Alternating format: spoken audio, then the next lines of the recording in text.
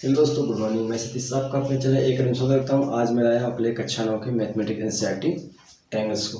ठीक है, बात करते हैं आज हमें त्रिभुज में क्या क्या पढ़ना है। देखो बेसिकली मुझे त्रिभुज में से पढ़ना है त्रिभुज की समता के बारे में, त्रिभुज की सर्वांग समता के बारे में। देखो सर्वांग समता क्या होता है, ठीक है। देखो सर्वांग सम त्रिभुज वो होते हैं ना। देखो पहले तो हम बात करते हैं सर्वांग सम क्या होता है। सर्वांग सम आकृतियाँ, सर्वांग सम आकृतियाँ क्या होती है। देखो सर्वांग सम आकृतियाँ मतलब कि जिनके आकार और आकृति क्या हों समान, जिनके आकार और आकृति समान, उससे हम क्या बोलेंगे सर्वांग सम आकृतियाँ। लेकिन मुझे कक्षा 9 की बात करनी है, तो कक्षा 9 में मुझे बस सिर्फ पढ़ना है किसके बारे में, त्रिभुज की सर्वांग समता के बारे में। तो सर्वांग समता क्या होता है, कहें तो त्रिभुज रहेंगे, त्रिभुज रहेंगे तीनों, मतलब त्रिभुज कैसे रहेंगे, बंद आकृति रहेंगी, उसमें 3 भुजाएं रहेंगी, 3 शीर्ष रहेंगे, 3 कोण रहेंगे दोनों त्रिभुज के। देखो जब भी हम सर्वांग सम समरूप बात करते हैं तो हम यहाँ पे हम 2 ट्रायंगल्स की बात करेंगे, 2 से अधिक ट्रायंगल्स की बात करेंगे, ठीक है। तो अगर सर्वांग सम त्रिभुज होने के लिए मुझे क्या क्या शर्तें होनी चाहिए, तो मुझे सर्वांग सम कोई भी अगर 2 त्रिभुज सर्वांग सम हो तो उसके लिए मुझे एस प्रमेय, SAS प्रमेय, ASA प्रमेय, AAS और RHS प्रमेय, तो इसके बारे में जानेंगे। देखो अब सर्वांग सम का मतलब क्या होता है कि इसे देखो, अगर कोई 2 त्रिभुज है, कोई 2 त्रिभुज है, अगर वो सर्वांग सम है तो उनके जो संगत भुजाएं होंगे ना वो क्या होंगे, बराबर होंगे। संगत भुजाएं क्या होंगे, बराबर। कहने मतलब इस त्रिभुज की तीनों भुजा उस त्रिभुज की तीनों भुजा क्या होंगे, बराबर। जैसे मैं बात करता हूँ, मेरे पास 2 ट्रायंगल है, हम त्रिभुज को जैसे देखो ये एक त्रिभुज ये हो गया, एक त्रिभुज ये हो गया, ठीक है। अगर बात करेंगे क्या त्रिभुज सर्वांग सम है, ऐसे दिखाओ संगत भुजाएं, क्या ये तो आपको इक्वल दिख रहे हैं, नहीं दिख रहे हैं, तो ये मतलब क्या सर्वांग सम है। तो फिर इसको इससे रोटेट करो, मिलाओ, तो ध्यान से देखो, अगर रोटेट करके मिलाएंगे ना तो ये जाके इसके ऊपर क्या होगा, अध्यारोपित हो जाएगा। जब अध्यारोपित हो जाएगा, देखो अध्यारोपित मतलब क्या होता है कि अगर पहले वाले ट्रायंगल्स पर दूसरा ट्रायंगल रखो तो पहला ढक जाए, सेम उसी का साइज में जाए, उसी का आकार आकृति ले, तो उसे हम क्या बोलेंगे, अध्यारोपण, ठीक है। तो तो ये हमारा त्रिभुज क्या है, सर्वांग सम त्रिभुज है, ठीक है। तो ये 2 त्रिभुज कैसे हैं, सर्वांग सम। अगर ये ऐसे दिया है तो इसको हम रोटेट कर सकते हैं। ये हमारा गणित कहता है कि अगर कोई सर्वांग सम त्रिभुज है उसके संगत भुजाएं तो उसे ऐसे बराबर तो नहीं है, लेकिन ये जो भुजा है ये इसके इक्वल है और ये वाला इसके इक्वल है और जो इसकी ये है भुजा ये इसके इक्वल है, ठीक है। तो त्रिभुज कैसे हो गए, सर्वांग सम त्रिभुज। अब से बात करते हैं, एक हमारे पास और ट्रायंगल है, ये ट्रायंगल देखिए। अब इसको हम रोटेट करिए, ऐसे मिलाए, तो ध्यान से देखो ये वाला क्या है, छोटा है, नहीं अध्यारोपित हो रहा है।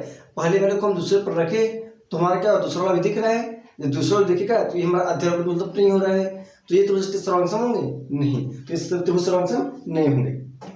देखो ये जो कॉर्नर है इसको हम बोलते हैं शीर्ष, वर्टेक्स। इसे क्या बोलते हैं, ये लंबाई, ये लेंथ हो गई, साइड्स हो गई, ये भी साइड्स हो गई, ये भी साइड्स हो गई, और उनके बीच झुकाव है यहाँ जो ये हमारा क्या है, एंगल्स, ये भी एंगल, ये भी एंगल्स। तो किसी भी त्रिभुज में कितने शीर्ष होते हैं, किसी भी त्रिभुज में 3 साइड होते हैं, मतलब 3 भुजा होते हैं, 3 शीर्ष होते हैं और 3 कोण होते हैं, ठीक है। अब बात करते हैं कि त्रिभुज सर्वांग सम त्रिभुज की जो शर्तें होती है वो क्या क्या होती हैं। देखो तो सर्वांग सम आकृति कैसे होती है, जिनका आकार और आकृति क्या हो समान। अब तो देखो आकार क्या होता है, आकृति क्या होती है। तो आकार देखो, आकृति मतलब उसकी बनावट, आकृति मतलब उसकी बनावट, और आकार मतलब उसकी माप, लंबाई चौड़ाई, उसका लंबाई चौड़ाई कितना छोटा है बड़ा है। आकृति मतलब तो कैसा दिखता है, वो त्रिभुजाकार है कि गोलाकार है कि वर्गाकार है, बेलनाकार है, शंक्वाकार है, गोलाकार है, तो ये समझ क्या होते हैं, ये आकृति होती है। और आकार मतलब उसकी बनावट छोटा है कि बड़ा है। तो अगर कोई भी 2 आकृति, यदि कोई भी 2 संरचना ज्यामितीय आकृतियां अगर वो सर्वांग सम हैं तो उनके बीच तो उस 2 त्रिभुजों के बीच क्या क्या शर्तें होती है वो ये देखते हैं। तो ठीक है, हमारा पहला शर्त क्या है, एसएस प्रमेय। देखो मुझे जब लिखना पसंद नहीं है तो मैं आप लोग को डेफिनेशन बोल दूंगा, वहां से नोट कर लीजिएगा, बाद में यहाँ पे ग्राफिक दर्शा दूंगा, बता दूंगा। देखो एस प्रमेय क्या होता है, देखो एस पर क्या होता है, एस पर साइड, मतलब साइड, तो साइड में क्या होता है, भुजा, तो भुजा प्रमेय की बात करते हैं हम। देखो अगर कोई 2 त्रिभुज समरूप है, कोई 2 त्रिभुज समरूप है तो अगर पहले त्रिभुज की तीनों भुजाएं, पहले त्रिभुज की तीनों भुजाएं किसी दूसरे त्रिभुज की तीनों भुजाएं क्या है, इक्वल है, तो वे त्रिभुज आपस में क्या होंगे, सर्वांगसम होंगे। तो वे त्रिभुज आपस में क्या होंगे, सर्वांगसम होंगे। देखो मैं यहाँ बात करता हूँ किसी त्रिभुज की बात करता हूँ, त्रिभुज ए बी सी की, और फिर बात करता हूँ त्रिभुज पी क्यू आर की। तो ध्यान से देखो ना, यहाँ भी जो ए बी साइड्स है वो पी क्यू इक्वल है, बी सी क्या है, क्यू आर इक्वल है, ए सी क्या है, पी आर इक्वल है। तो इस त्रिभुज की तीनों भुजाएं, इस त्रिभुज की तीनों भुजाएं, इस त्रिभुज के संगत तीनों भुजाएं क्या है, ये बराबर है। तो किसी भी त्रिभुज की तीनों भुजाएं, देखो दो त्रिभुज रहेंगे, अगर पहले त्रिभुज की तीनों भुजाएं दूसरे त्रिभुज की तीनों भुजाएं इक्वल हैं, तो ये त्रिभुज आपस में क्या होंगे, सर्वांगसम होंगे। तो ये मैं दर्शा दिया हूं कि A B equal to P Q, फिर B C equal to Q R और A C equal to P R. तो यहाँ जब ऐसी कंडीशन होगी तो त्रिभुज आपस में कैसे होंगे, तो वो त्रिभुज आपस में होंगे सर्वांगसम। तो त्रिभुज ए बी सी सर्वांगसम किससे होंगे, त्रिभुज पी क्यू आर के। ठीक है, ये हमारा पहला नेम था, कौन सा, एस एस एस फॉर्मेट। अब देखो बात करते हैं सेकंड नेम की। सेकंड नेम क्या हमारा, S S, S A S. तो एस मतलब क्या होता है, साइड, ए मतलब एंगल, एस मतलब साइड, तो मतलब भुजा कोण भुजा।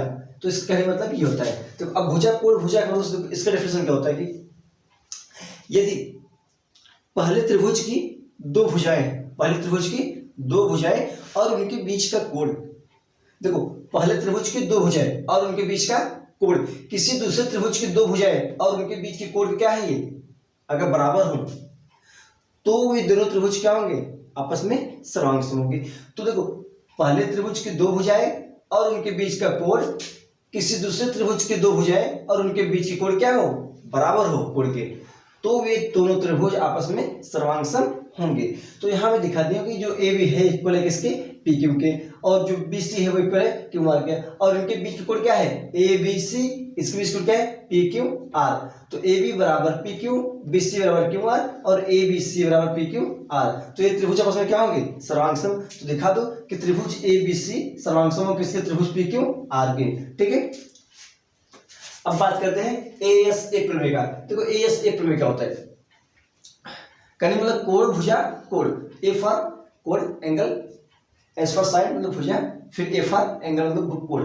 तो कोण भुजा कोण प्रमेय। तो कोण भुजा कोण प्रमेय समझो क्या होता है, इसमें दो कोण की बात की गई और एक भुजा की बात की गई। तो इसमें से भुजा कोण ना, देखो किसी भी दो त्रिभुज की, किसी भी दो त्रिभुज में, किसी भी दो त्रिभुज है तुम्हारा, उसमें से जो तुम्हारा पहला त्रिभुज का, किसी भी दो त्रिभुज में पहले त्रिभुज के दो कोण, दो कोण और उनके बीच की भुजा, और उनके बीच की भुजा, किसी भी दो त्रिभुज के, किसी भी दो त्रिभुज में पहले त्रिभुज का दो कोण और उनके बीच की भुजा किसी दूसरे त्रिभुज के, किसी दूसरे त्रिभुज के दो कोण और उनके बीच की भुजा के क्या हो, बराबर, तो वे त्रिभुज कैसे होते हैं, तो वे त्रिभुज सर्वांगसम होते हैं। तो उससे मैं यहां दर्शा दिया हूं कि त्रिभुज,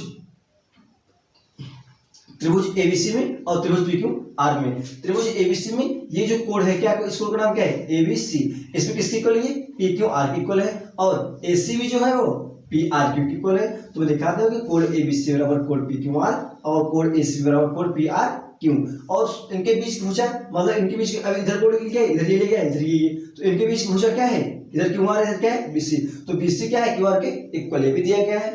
तो ये त्रिभुज क्या होंगे, तो त्रिभुज ए बी सी जो होंगे सर्वांगसम होंगे किसके, त्रिभुज पी क्यू आर के। ठीक है, तो ये हमारा कौन सा नेम था, ये हमारा था एस ए एस प्रमेय। अब देखो हम बात करते हैं क्या ए ए एस की। देखो ए ए एस प्रमेय क्या होता है, देखो इसमें क्या होता है, इसमें दो कोण एक भुजा की बात कर रहा है, दो कोण एक भुजा की बात कर रहे हैं। तो देखो लेकिन यहाँ तो समझना होगा कि यहाँ से सिर्फ ये मतलब ए एस से कितना डिफरेंट है, वहां की बात कर रहा है। ध्यान देखो ए ए एस प्रमेय मतलब कोण कोण भुजा प्रमेय। देखो कोण कोण भुजा प्रमेय मतलब क्या होता है, अब बात करते हैं यहाँ पे कि किसी दो त्रिभुजों में पहले त्रिभुज की, किसी दो त्रिभुजों में पहले त्रिभुज की दो कोण, पहले त्रिभुज की दो कोण और उनकी एक भुजा, और उनकी एक भुजा किसी दूसरे त्रिभुज की दो कोण और उनकी एक भुजा क्या हो, बराबर, तो वे दोनों त्रिभुज आपस में क्या होंगे, तो वे दोनों त्रिभुज आपस में सर्वांगसम होंगे। देखो यहाँ जो भुजा है ना, भुजा मतलब उन दोनों कोणों के बीच का रहेगा, बीच का नहीं रहेगा, कोई और रहेगा। जैसे इन दोनों की जो ए है तुम्हारे, जो दोनों कोण है, कोण ए और कोण बी, इनके बीच की भुजा कौन सा है, ए बी, यही तो है ना। अगर ये साइड को न लेकर ये दोनों में साइड कोई भी साइड ले लो, इधर भी ये दोनों कोण है दो, इस जगह कोई ये दोनों साइड ले लो, इन दोनों साइड को कोई भी यूज कर लो, तो किसी भी त्रिभुज की दो कोण और उनकी एक भुजा, किसी दूसरे त्रिभुज की दो कोण और उनकी एक भुजा कि क्या है बराबर, जहां पे जो भुजा है वो उनके बीच के नहीं होना चाहिए, तो त्रिभुज आपस में क्या होंगे सर्वांग सम। तो त्रिभुज आपस में क्या होंगे सर्वांग सम। तो मैं इधर में लिख दिया हो कि त्रिकोण एबीसी बराबर कोण पी क्यू आर और कोण बीएसी बराबर कोण क्यू पी आर और बीसी बराबर क्या है क्यू आर। देखो ये कोण है इस कोण के इक्वल, ये कोण है इस कोण के इक्वल और इस साइड जो है इस साइड इक्वल। क्या जो साइड बीसी है क्या इन दोनों कोण के बीच है? नहीं, इन दोनों के बीच नहीं है। क्या इधर जो क्यू आर है क्या इन दोनों कोणों के बीच है? नहीं, ये भी नहीं है। तो मतलब कि जो ए एस प्रमेय होगा उसमें जो साइड होगी ना वो उनके बीच का नहीं होना चाहिए बस। तो ये ट्रायंगल्स हो जाएंगे मतलब कंग्रुएंस हो जाएंगे, सर्वांग सम हो जाएंगे। अब बात करते हैं किसके आरएचएस की। अब बात करते हैं किसके आरएचएस की। देखो आरएचएस क्या होता है? आरएचएस बेसिकली हमारा होता है क्या एएएससी। क्या होता है? एएएससी होता है। देखो आर मतलब क्या होता है? राइट एंगल होता है मतलब समकोण। उसके बाद होता है एच फॉर हाइपोटेनस मतलब कर्ण, एस फॉर साइड। तो इसका मतलब होता है समकोण कर्ण भुजा, समकोण कर्ण भुजा। देखो समकोण कर्ण भुजा का प्रमेय क्या होता है, इसका नियम क्या होता है? अब देखो समकोण यहाँ पे दो समकोण त्रिभुज की बात कर रहा है, दो समकोण त्रिभुज का त्रिभुज। अब जब दो समकोण त्रिभुज की बात कर रहे हैं तो उसमें ऑलरेडी आपका एक कोण इक्वल हो गया, एक कोण इक्वल हो गया ना। जब दो समकोण की बात करोगे तो समकोण मतलब क्या होता है? समकोण त्रिभुज किसे कहते हैं? समकोण त्रिभुज किसे कहते हैं? देखो जो समकोण त्रिभुज होता है ना, ऐसे त्रिभुज जिसका एक कोण क्या हो 90 अंश, जिसका एक कोण क्या हो 90 अंश। तो जिस त्रिभुज की एक कोण 90 अंश होते हैं उसे हम बोलते हैं समकोण त्रिभुज। तो यहाँ पहले बोल दिया कि जो समकोण त्रिभुज रहेंगे दोनों समकोण त्रिभुज रहेंगे। तो जब दोनों समकोण त्रिभुज रहेंगे तो उनके एक एक कोण क्या होंगे 90 अंश होंगे। तो पहली बात तो यहाँ पहले ही एक कोण 90 अंश हो गया, ठीक है, मतलब कोण तो बराबर दे दिया गया है। उसके बाद हाइपोटेनियस मतलब कर्ण भी इक्वल हो और उस पर एस फॉर साइड एक भुजा भी इक्वल हो, एक भुजा भी इक्वल हो। तो दोनों भुजा से क्या होंगे सर्वांग सम। ध्यान से देखिए समकोण कर्ण भुजा प्रमेय में समकोण त्रिभुज की बात करेगा तो मतलब हम 90 अंश रहेगा कोण पक्का हो गया। तो इधर यहाँ पे 90 अंश कौन है? ए बी सी 90 अंश है समकोण त्रिभुज, कोण भी समकोण है। इधर क्या है पी क्यू आर में कोण क्यू समकोण है, तो मतलब कोण क्यू का मान और कोण बी का मान ये दोनों क्या है 90 अंश है। तो ये कोण बराबर हो गए। उसके बाद कर्ण, इधर एसी कर्ण, इधर क्या है पी क्यू कर्ण, सॉरी पी आर कर्ण है। तो अगर कर्ण भी बराबर है एसी बराबर पी आर और एक भुजा, हम यहाँ बात करें ए बी भुजा के, ये भी सूत्र बराबर इसके, तो जो भी बराबर होगा तो इधर में ए बी बराबर तो इधर किसके बराबर ये पी क्यू के। तो कोण एसी बराबर पी आर, एसी बराबर पी आर, ये हमारा क्या है कर्ण है, ये क्या है कर्ण है। और यहाँ जो ए बी है ये क्या है हमारा भुजा है इसका, तो ए बी बराबर पी क्यू। तो अगर किसी भी सब दो समकोण त्रिभुज में कर्ण और उनकी एक भुजा क्या हो, दूसरे त्रिभुज के कर्ण उनकी भुजा के बराबर हो, तो वे दोनों त्रिभुज आपस में क्या होंगे सर्वांग सम होंगे। तो ये ध्यान से देख लो त्रिभुज ए बी सी सर्वांग सम त्रिभुज पी क्यू आर, ठीक है। तो हमारा कक्षा 9 में सर्वांग सम के शर्तें बस 5 थी। कौन कौन से? एस एस एस प्रमेय, एस ए एस प्रमेय, ए एस ए प्रमेय, ए एस प्रमेय और आर एच एस प्रमेय, ठीक है। तो उम्मीद करता हूं आप लोगों को समझ आ गया। अब फिर बात करते हैं उनके चेतकों, तो फिर बात करते हैं किसकी। अगर दो त्रिभुज सर्वांग सम दिए गए तो देखो उनके बीच क्या क्या कंडीशन होते हैं, क्या क्या शर्तें होती हैं, क्या क्या उसमें हो सकता है वो देखते हैं, ठीक है। देखो जैसे अगर तुम्हें आपको दे दिया है कि जो त्रिभुज है ना एबीसी, त्रिभुज एबीसी किसके सर्वांग सम त्रिभुज पी क्यू आर के। देखो तो इसमें कौन कौन से कोण इक्वल होंगे, कौन कौन से भुजा इक्वल है वो हम बताते हैं यहाँ पे। आपसे बात करें अगर बात करता हूँ जैसे क्या ए बी की, तो जो ए बी होगा किसके इक्वल होगा पी क्यू के, पी क्यू के, ठीक है। और जो बी सी है वो किसके इक्वल होगा, इधर क्या होगा क्यू आर के। और जो ए सी है वो किसके इक्वल होगा पी आर के। तो बस अब से ध्यान से देखो, अगर यहाँ पर तीन पद एबीसी हैं, तीन अवयव एबीसी हैं, इधर क्या है A B P Q R. तो अगर हम बात करेंगे, देखो यहाँ में पहला दूसरा लिया तो यहाँ पे क्या लेना पड़ेगा, पहला दूसरा। अगर यहाँ दूसरा तीसरा लिया तो यहाँ पे क्या लेना पड़ेगा, दूसरा और तीसरा। अगर यहाँ लिया पहला और तीसरा तो यहाँ पे क्या करना पड़ेगा, पहला और तीसरा लेना। तो ये बार क्या होगा, संगत भुजाएं होंगे, तो ये संगत भुजाएं क्या होंगे, बराबर होंगे। अगर तुम्हें त्रिभुज सर्वांग देखे तो, और कोण कौन कौन से बराबर होंगे, तो ध्यान से देखो, ये इधर ए बी सी की बात कर रहा हूँ, कोण बी की, देखो कोण बी यहाँ है, अब ये कौन सा है, कोण बी जो कौन सा है, आर। तो जो कोण ए होगा वो कोण पी की इक्वल होगा, कोण बी किसके इक्वल होगा, कोण क्यू की, और कोण जो सी होगा वो किसके होगा, कोण आर के क्या होगा, इक्वल होगा। ठीक है, अब से देखो इक्वल होगा। अब त्रिभुज, अब इससे को हम ना, जैसे ए बी सी त्रिभुज है ना, अब त्रिभुज को हम ए बी सी बोले, चाहे त्रिभुज बी सी ए बोले, चाहे त्रिभुज सी ए बी बोले, चाहे बी ए सी बोले, इन सब त्रिभुज का मतलब क्या होगा, यही त्रिभुज। तो अगर ए बी सी समरूप है किसके, तो जब त्रिभुज ए बी सी सर्वांश में त्रिभुज पी क्यू आर के, तो जो त्रिभुज होगा ना, अगर बात करूं तुम्हें ए सी बी, त्रिभुज ए सी बी की बात करो, तो ये किसके सर्वांश में होगा, तब एच इंटरचेंज क्यों ना, बी को यहाँ लाओ सी को यहाँ लाओ, तो सेम चीज पहले वाले को वैसे रखो, फिर इनको इंटरचेंज कर दो, तो क्या हो जाएगा, पी आर क्यू। अगर एबीसी सर्वांश में पी क्यू आर के, तो एसीबी सर्वांश में किसके होगा, पी आर क्यू के। ठीक है, अगर मैं बात करता हूँ किसकी, बी एस सी की, तो बी एस सी किसके सर्वांश में होगा, देखो ध्यान से, बी एस सी इसको चलाओ, इसको चले गया, तो इधर क्या होगा, Q P R, Q P R, ये भी सर्वांश में होंगे। फिर बात करते हैं किसकी, ए सी बी की, ए सी तो हो गया, सी ए बी की, जब सी ए बी की बात करते हैं, सी ए बी किसके सर्वांश में होंगे, त्रिभुज, देखो सी ए बी रिवर्स कर दे, इसका भी रिवर्स कर दो, R P Q, R P Q, ये क्या होंगे, सर्वांश में होंगे। तो अगर दो त्रिभुज सर्वांगसम में, तो उनकी संगत भुजाएं क्या होंगे, इक्वल, संगत कोण क्या होंगे, इक्वल।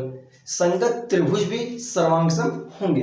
जैसे मैं यहाँ दर्शाया हूँ, अगर मैं त्रिभुज एबीसी की बात कर रहा हूँ, तो त्रिभुज पीक्यूआर के क्या सर्वांगसम है, तो अगर यहाँ पे सीबीए करोगे तो इधर क्या होगा, आर क्यू पी होगा।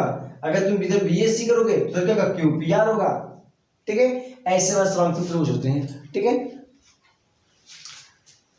तो धन्यवाद, thanks for watching my video, please support me.